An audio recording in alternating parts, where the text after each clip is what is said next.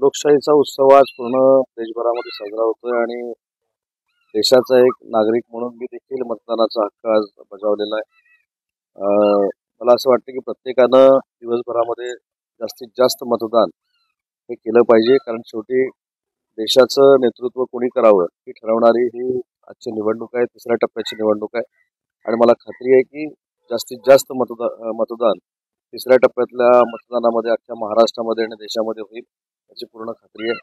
आणि मला असं वाटतं की प्रत्येक निवडणूक ही अटीतटीची असते, त्याच्यामुळं रत्नागिरी सिंधुदुर्ग त्याला अपवाद आहे असं मला वाटत नाही.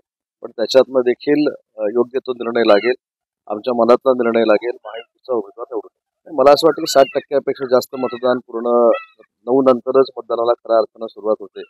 आणि ज्या मतदान केंद्रावर मी मतदानाचा हक्क मिळाल्यापासून मतदान करतोय, त्याच माझ्या पाली गावातल्या मतदान केंद्रावर आज मी मतदान केलेलं आहे. ओव्हरऑल 60% पेक्षा पुढे मतदान होईल याची